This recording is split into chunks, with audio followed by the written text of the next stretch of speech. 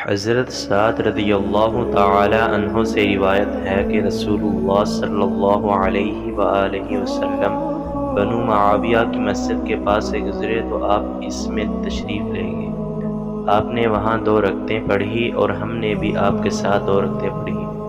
آپ صلی اللہ علیہ وآلہ وسلم نے اپنے رب سے طویل دعا کی، اور جب اس سے فارغ ہوئے تو آپ صلی اللہ علیہ وآلہ وسلم نے فرمایا، میں نے اپنے رب سے 3 چیزیں مانگی تھیں، اس نے مجھے 2 عطا فرما دیں اور 1 سے مجھے روک دیا۔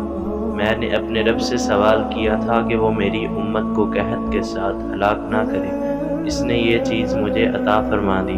میں نے اس سے یہ سوال کیا کہ وہ میری امت کو غرق کے ذریعے ہلاک نہ کرے، تو اس نے یہ بھی مجھے عطا کر دی۔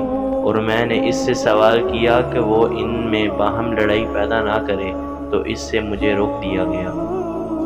ایک اور روایت ہے کہ حضرت خباب بن ارت رضی اللہ تعالی عنہ بیان کرتے ہیں، رسول اللہ صلی اللہ علیہ وآلہ وسلم نے ہمیں نماز پڑھائی تو اسے طویل کیا۔ صحابہ کرام رضی اللہ تعالی عنہم نے عرض کیا، اللہ کے رسول، آپ نے ہمیں نماز پڑھائی جبکہ آپ نے ایسی نماز پہلے کبھی نہیں پڑھائی تھی۔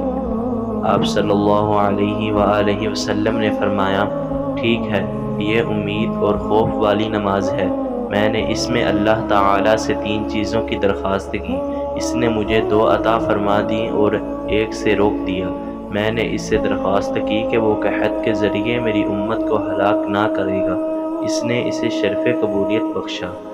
میں نے اس سے درخواست کی کہ وہ ان کے علاوہ کسی اور دشمن کو ان پر مسلط نہیں کرے گا، اس نے یہ بھی پوری فرما دی۔ اور میں نے اس سے یہ بھی درخواست کی کہ ان کی آپس میں لڑائی یعنی خانہ جنگی نہ ہو، تو اس نے اس سے مجھے روک دیا۔